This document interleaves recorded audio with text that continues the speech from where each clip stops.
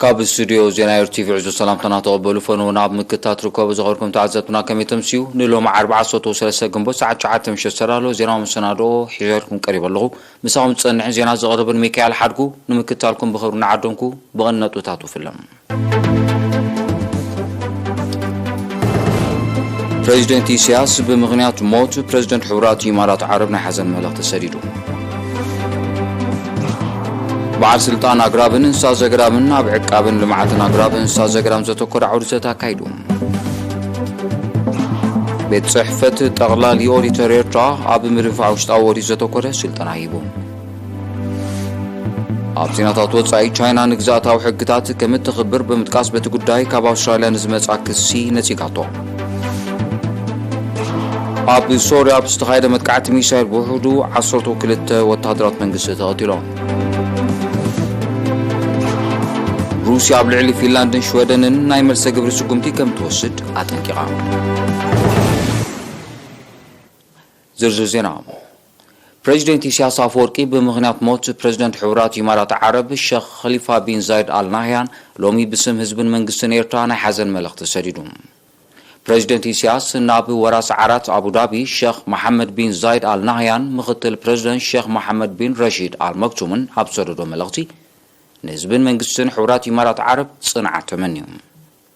كاب كلتشحن 4 بريزيدنت حورات إمارات عرب كوينو كجلجل صنحه الشيخ خليفة بن زايد آل نهيان لو مع صوتو سلسة جنبوتيو أما بل 37 عام تعلمي بحمام عرفهم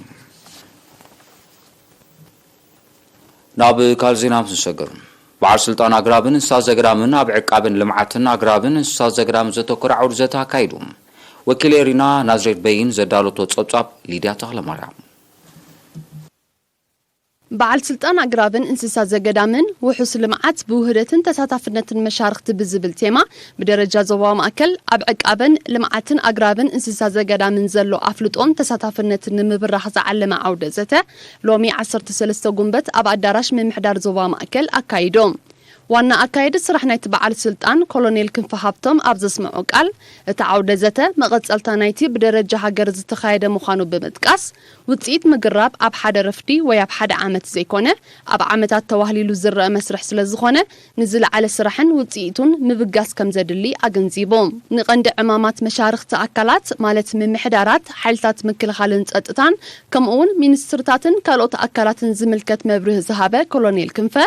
زبزح حرومن عداون حزاتታት سانغبو مكتتالن حلوان تتحيسو نبرست تقاليعو ስለዘሎ ናብ ንቡር ንምምላሱ ዝተኻይደ መጽናዕትታት ንምትግባርን ንምዕዋትን ተራ ኣመሓደርትን ካልኦት ኣካላትን ከዓዝዝ ኣዘኻኺሮም حلاف جنفر عقابن لمعاتن أقراب أتو موسى روبيل بوغنو كأند تنقطات برسة أقراب دحر مزرزار نمبدهن نزبر سداقم نملمعن ككايدو زلوهم نتفتات زرزيروم تساتفتي بوغنوم تقبار هاقراو وفر حملاي لمعاتن مدنفع أم براخ نقحاتن حالوان عطوب سقم تسات كوسد منش مايكو وحاس زتتخلف التسات قبو كتتلن نابيوتن كقبرلو كمون تساتفو زيقاتات أم مدبات معقاب ماين حمدن بحافشا مقراب دما بفلاي كعزز تلابيوم إذا توهيبو زلو مصنعتن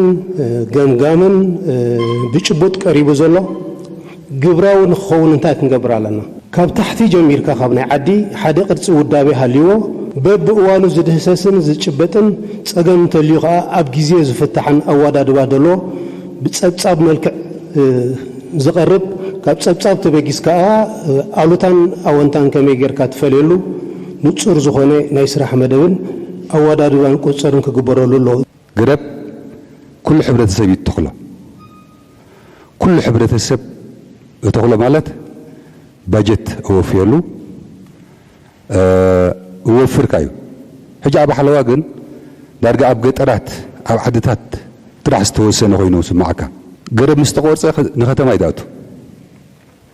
نختم عيداتو تخوين كل نباري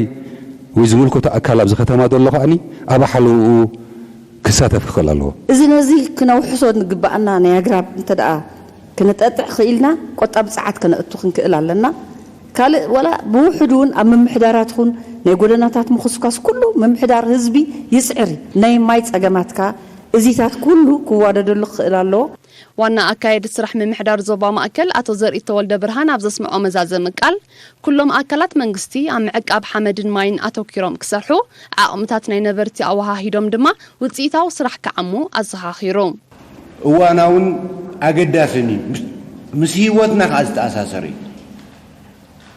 ንሕና ክንህሉ እንድሕር ኮይና ምዕቃብ ሓመድን ማይን ብዝሓየለ ክንሰርሕ ክንክእል ኣለና أقرب كنتكل كنكل لنا مريتنا كنكنخن كنكل لنا نزقت صل ولدو كان السقاقرا بوحستان نحر خوينو جن سعرن سرحن يدلينا ودابي يدلينا قسقاس يدلينا سلذي أقداسنت نايتي عودة ذاتي تردينا بقبو كنكاتاتلن كنكاتعن نتصور زخونا بدوات كنوص إلابو ቤት ጽሕፈት ጠቕላሊ ኦዲተር ኤርትራ ብመላሃገር ካብ ዝነጥፉ ትካላት መንግስቲ ንዝመፁ 9 ደቂ ኣንስትዮ ዝርከቦም 32 ውሽጣዊ ኦዲተራት ኣብ ስርሖም ዝሕግዞም ስልጠና ሂቡ እቲ ካብ 9 ክሳብ 13 ግንቦት ኣብ ማእከላይ ቤት ጽሕፈቱ ዝተዋሃበ ስልጠና ፋይናንሳዊ ኦዲት ሕጋውነትን ምእዙዝነትን ኦዲት ኣፈጻጽማ ምሕደራዊ ስራሓት ውሽጣዊ ስርዓተ ቁጥጥር ምሕደራ ስጋት ምጽራይን መርመራን ፍሉይ ኦዲት ከምኡውን ካልእ ምስኡ ዝተኣሳሰር ዛዕባታት ዘተኮረ ነይሩ ቀንዲ ዕላማ ናይቲ ስልጠና ብዝተፈላለዩ ትካላት መንግስቲ ኣብ ውሽጣዊ ኦዲት ዝነጥፉ ኣባላት ዝጸንሖም ድኽመን ምፍዋስን ደረጃ ኣፍልጦም ክብ ንምባልን ምዃኑ ካብ ቤት ጽሕፈት ጠቕላሊ ኦዲተር ኤርትራ ዝተረኸበ ሓበሬታ የረድእ ቤት ጽሕፈት ጠቕላሊ ኦዲተር ኤርትራ ዋና ዳይሬክተር ኦዲት ኣቶ መንግስት ዳኘው ኣብ ዘስምዖ መዕፀዊ ቃል እቲ ውሽጣዊ ዓቕሚ ዝተዳለወ ስልጠና ንተራን ሓላፍነትን ውሽጣዊ ኦዲተራት ዘነጽር ፍልጠቶም ዘስፍሕን ንጥፈታቶም ዘማዕብልን ከም ዝኾነ ጠቒሱ ተሳተፍቲ ንዘርኣይዎ ተገዳስነት ሞጊሱ ቤት ጽሕፈት ጠቕላሊ ኦዲተር ኤርትራ ኣብ 2016 ዝጀመሮ ስልጠና ኦዲተራት ንመበል 50 ግዜ ይካየድ ምህላው ዛጊድ ድማ 250 ኣባላት መንግስታውያን ትካላት ከም ተሳተፎ ይፍለጥ ብምኽንያት ሃገራዊ መዓልቲ ሓምላይ ወፍሪ ኣብ ዞባ ማእከል ኣብ ምግራብን ምክንኻን ኣግራብ ዘተኮረ መደባት ክሰላሰል ብዝወፀ መደብ መሰረት ነበርቲ ዝተፈላለያ መምሕዳራት ከባብን ተማሃሮን ዝተሳትፎ ወፈራታት ይካየድ ኣሎ ወኪል ሪና ዮናታን ዕብዮን ዘዳሎ ጸብጻብ ዳናይት ገብረ ህይወት ብምኽንያት 15 ግንቦት ሃገራዊ መዓልቲ ሓምላይ ወፍሪ ኣብ ዝተፈላለየ ከባቢታት ዞባ ማእከል ናይ ምግራብን ምክንኻንን ኣግራብ ንጥፈታት ይካየድ ኣሎ ኣብ ክፍሊ ሕርሻን መሬትን ዞባ ማእከል ሓላፊ ጨንፈር በዓል ስልጣን ኣግራብን እንስሳ ዘገዳምን ኣቶ አብርሃም ተኽሉ ንኤሪና ብዛዕባ ሓበሬታ ምምሕዳራት ተማሃሮ ትካላት መንግስቲ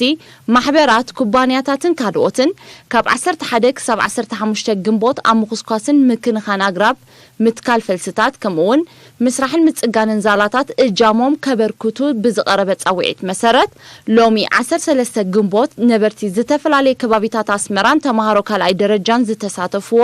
ወፈራታት ከም እተሰላሰለ ገሊጾም ኣስመራ ኣብ ዝርከባ 8 መምሕዳር ንዞባታት ክሳብ 1350 ዝኾን ህዝቢ ናብ ጎደናታት ወፂኡ ኣብ ምኹስኳስን ማይ ምስታይን ንጥፈታት ተዋፊሩሎ ማለት እዩ ዘሎ ማዓንቲ ብወገን እና ማለት እዩ ወገን በዓል ስልጣን ኣግራብን እንስሳ ዘገዳምን ናይ ዞባ ዘድሊ ናውቲ መሳርሒታት ኣፍራዛን ባዴላን ከም ዘቕረብ ገይሩሎ ብዘይካዚ ተማሃሮ ናይ ካልኣይ ደረጃ ኣብያተ ትምህርቲ ልክዕ ንምዃን ክልተ ኣብያተ ትምህርቲ ኣብ ከባቢ ኤክስፖ ብተመሳሳሊ ነዚ መዓልቲ ብምዝካር ናይ ምግራብ ወይ ከዓ ምኹስኳስን ማይ ምስታይ ንጥፈታት ከካይዱ መደብ ተታሒዙ ልክዕ ኣብ ሰዓት እውን እቲ ንጥፈት ይካየድ ከም ዘሎ ካልኦት ንዞባታት ዘናይ ገጠርን ኣብዚ ከባቢ ኣስመራ ዝርከባ ዓድታት ከገለገለ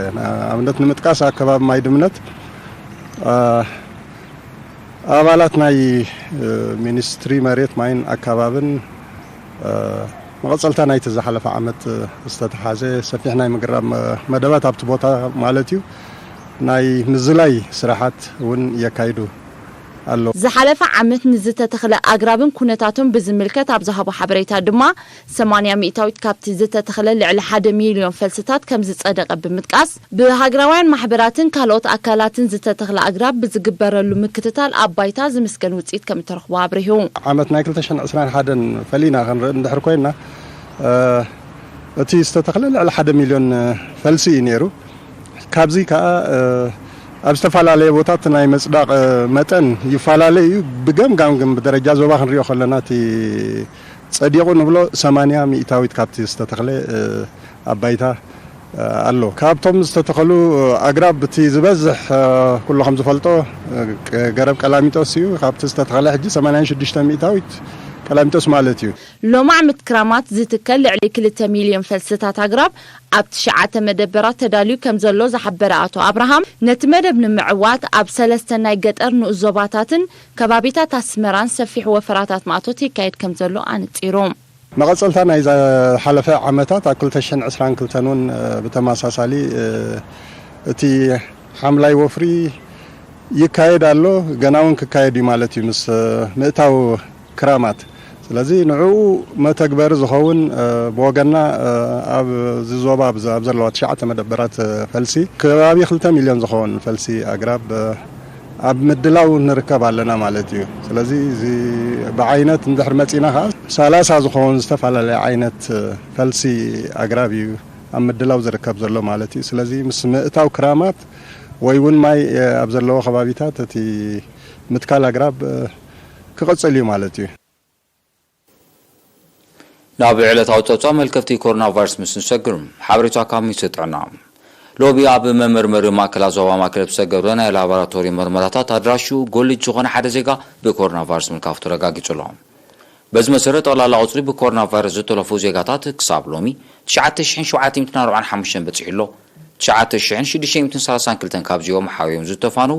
103 ብሞት ዝተፈለዩ 10 ድማ ኣብ ሆስፒታል ተዓቂቦም ዘድሊ ክንክን ዝግበረሎም ዘለዉ እዮም ሚኒስትሪ ጥዕና 13 ግንቦት 2022 ታሪክ ሃገርካን ህዝብኻን ብግቡእ ፈሊጥካ ናብ ዝቕጽል ወለዶታት ንምትሕላፉ ምስራሕ ዜግነታዊ ግዴታ ስለ ዝኾነ ኣባላት ፖሊስ ታሪኾም ብግቡእ ክፈልጡን ኣብ መጽሓፉን ምስናዱን እጃሞን ከበርክቱን ደራስን ተመራማሪ ታሪኽን ኣቶ ኣለምሰገድ ተስፋይ ጸዊዑ ብ12 ግንቦት ንኣባላት ፖሊስ ዞባ ማእከልን ማእከላይ ቤት ጽሕፈትን ኣብ ዘካየዶ ሰሚናር ኣቶ ኣለምሰገድ ሃብታም ታሪክ ኤርትራ ብግቡእ ክስነድን ክትጸሓፍን ምእንቲ ኣባላት ፖሊስ ከም ኩሉ ዜጋ ኣብ ታሪክ ጉዱሳት ክኾኑን ፍልጠቶም ከካፍሉን ኣዘኻኺሩ ዘለናዮ ዘመን ንኤርትራ ሎሬታ ዘለናዮ ዘመን ኤርትራ ሰላማን ጸጥታን ሓልያ ትጓዓዝ ዘላ ሳላ ንቕሓትን ሓድነትን ህዝባን መሪሕነታን ምዃኑ ጠቒሱ ካብ ጥንቲ ዝጸንሐ ግርጭታትካ በዓልኻ ናይ ምፍታሕ ንሕጊ ናይ ምምእዛዝ ከምኡውን ምክብባርን ምንብባርን ዝርከቡ ክብርታት ኣብ ዝመዳይ ዛዕባ ዝተዋጽኦ ከም ዘለዎ ዝገለጸ ኣቶ ኣለምሰገድ እዚ ክብርታት እዚ ብግቡእ ክኽስኮስን ክወራረስን ከም ዝግባእ ኣስሚሩሎም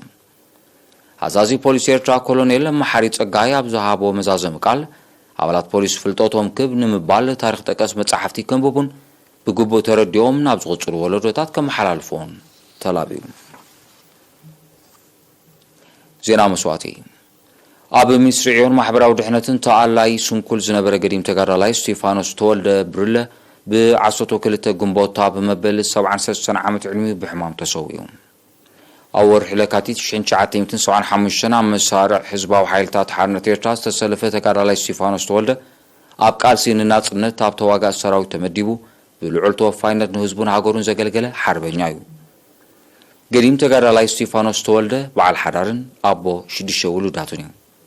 ስነ ስርዓት ቀብሩ ድማ ሎሚ 13 ግንቦት ፍርቂ መዓልቲ ኣብ መካነ መቃብር ሓርበኛታት ኣስመራ ተፈጺሙ ጨንፈር ሚኒስትሪ ዕዮን ማሕበራዊ ድሕነትን ዞባ ማእከል ብመስዋዕቲ ገዲም ተጋዳላይ ስቴፋኖስ ተወልደ ዝተሰምዖ መሪር ሓዘን ኣገለጸ ንስድራ ቤቱን መቃልስቱን ጽንዓት ይምነ ዝኸበርኩም ተዓዘብቲ ድሕሪ ዝሓጻር መሰጋገሪ ናግራዊ ዜናታት ሒዘኩም ለሰኩም ንምክታልኩም ክትቅጽሉ ደጊመ ብኽብሪ ዕድም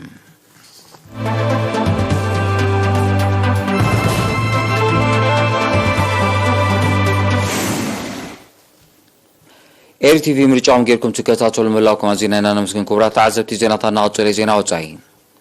ቻይና ንግዛታዊ ሃገራዊ ሕግታት ከም እትኽብር ብምሕባር በቲ ጉዳይ ካብ ኣውስትራልያ ንዝመጻ ክሲ ነጺጋቶም ኣውስትራልያ ብስልያት ነጥፍ መርከብ ቻይና ናማያዊ ግዛታ ከም ዘቕርበት ብምሕባር እቲ ስጉምቲ ንግዛታዊ ሕግታት ዝጥሕስ ምዃኑ ሎሚ 13 ግንቦት ከሲሳ ይኹን እምበር ቻይና ኣብ ከምዚ ዓይነት ንጥፈት ከም ዘይትዋፈር እኳ ደኣ ብትር ከም ትቃወሞ ኣፍሊጣ ኣላ እዚ ሓድሽ ምዕባለታት እዚ ነቲ ኣብ ሞንጎ ክልቲአን ሃገራት ዝጸንሐ ዲፕሎማስያዊ ዘይምቅዳው መሊሱ ከጋድዶ ከም ዝኽእል ተንተንቲ ፖለቲካ ይእምቱ ኣውስትራልያ ወተሃደራውን ጸጥታውን ዓቕማ ንምምዕባል ብቐንዱ ድማ ንቻይና ንምቅዋም ምስ ሃገራት ምዕራብ ንዝጸንሐ ኩሉ መድያዊ ዝምድናታት ተደንፍዕ ከም ዘላ ዝፍለጥ ኮይኑ ቻይና ነቲ ስጉምቲ ክትቃወሞ ጸኒሓላ ኣውስትራልያ ዘመናውያን ሳብማሪናት ንምውናን ዘኽእል ምስ ኣሜሪካን ብሪጣንያን ዝኸተመቶ ጸጥታዊ ውዕል ንቻይና ከም ዝቕጥዓ ኣይርስዕን እቲ ውዕል ንጸጥታውን ወተሃደራውን ሚዛን ሓይሊ ዞባ ኤስያ ፓሲፊክ ኣብ ሓደጋ ዝእቱ ምዃኑ እየን ቻይናን ሩስያን ዝርከበን ሃገራት ዝገልጻ ሎሚ 13 ግንቦት ኣብ ሰሜናዊ ምዕራብ ሶርያ ብዝተኻየደ መጥቃዕቲ ሚሳይል ብውሕዱ 12 ኣባላት ሰራዊት ሃገር ከም ተቐትሉ ማዕከናት ዜና ቃሪሐን በቲ ኣብ ኣውራጃ ሓለብ ዝተፈጸመ ሽበራዊ መጥቃዕቲ 14 ካልኦት ከም ዝቆሰሉ እዩ ዝሕበር ዘሎ ዛጊ ናይቲ መጥቃዕቲ ሓላፍነት ዝወሰደ ኣካል እኳ እንተዘየለ ኣብ ሶርያ ምትእትታው ብዝገብራ ዘለዋ ሃገራት ምዕራብ ዝተመወለን ዝተወደበን ክኸውን ከም ዝኽእል ግና ግምታት ሰመዚ ሶርያ እዩ መንግስቲ ሶርያ ኣብ ሃገሩ ዝንቀሳቐሱ ሽበራውያን ካብ ሃገራት ምዕራብን መሻርክተንን ናይ ዕጥቂ መድሃኒትን ካልእን ደገፍ ከም ዝግበረሎም ክኸስስ ጸኒሑ እዩ ብኻልእ ወገን እቲ መጥቃዕቲ ኣብ ልዕሊ ዕላማታት መንግስቲ ሶርያ ተደጋጋሚ መጥቃዕትታት ከተካየድ ብጸንሐት እስራኤል ዝተፈጸመ ክኸውን ከም ዝኽእል ገለ ወገናት ይእምቱ ኣለዉ ኣብ ሶርያ ካብ 2011 ዝተኸስተ ግዳማዊ ምትእትታው ብዘሰዓቦ ጸጥታውን ወተሃደራውን ቅልውላው ልዕሊ 350,000 ሰባት ክቕተሉ ከለዉ ሚልዮናት ግዳይ ስደትን ምምዝባልን ኮይኖም ምህላዎም ጸብጻባት ይጠቕሱ ናይ መወዳእታ ዜና ፊንላንድ ምስ ኪዳን ሰሜን ኣትላንቲክ ኔቶ ንምጽንባር ኣውጻእቶ ዘላ መደብ ምስ ተተግብሮ ቁልጡፍ ናይ መልሰ ግብሪ ስጉምቲ ከም ትወስድ ሩስያ ጠንቂቓ እቲ መደብ ንጸጥታ ሰሜን ኤውሮጳ ብሓፈሻን ሩስያ ድማ ብፍላይ ጸጥታዊ ስጋት ከም ዝፈጥር ዝሓበረ ሚኒስትሪ ጉዳያት ወጻኢ ሩስያ ሃገሩ ኢዳ ኣጣሚራ ከም ዘይትዕዘቦ ሎሚ 13 ግንቦት ኣብ ዘውፅኦ መግለጺ ኣፍሊጡ ይኹን እምበር ሩስያ ኣብ ልዕሊ ፊንላንድ ክትወስዶ ብዛዕባ እትኽእል ስጉምቲ ዝሃበቶ ዝርዝር ሓበሬታ የለን ፊንላንድ ምስ ሩስያ ብቐጥታ ስለትዳውብ ምስ ኔቶ ምጽንባራ ንሩስያ ቀጥታዊ ጸጥታዊ ስግኣት ከም ዘለዎ እዩ ዝግለጽ እቲ ሃገር ናብቲ ኪዳን ምጽንባር ኣብ ዝመጽእ ሳልስቲ ወግዓዊ ሕቶ ከተቕርብ ከም እትኽእል ግምታት ኣሎ ሽወደን እውን ናብ ኔቶ ተመሳሳሊ ሕቶ ንምቕራብ ትጓየ ከም ዘላ ዝፍለጥ ኮይኑ ሩስያ ብዕቱብ ትከታተሎ ከም ዘላ ትሕብር ኔቶ ናብ ምብራቕን ሰሜንን ኤውሮጳ ዝገብሮ ዘሎ ወተሃደራዊ ምስፍሕፋሕ ኣካል ናይቲ ንሩስያ ኣብ ከበባ ንምእታው ከካይዶ ጸንሐ ወፍሪ ምዃኑ ይጥቀስ ዜና ንምዛም ኣርሳ ዜና ክደግመልኩም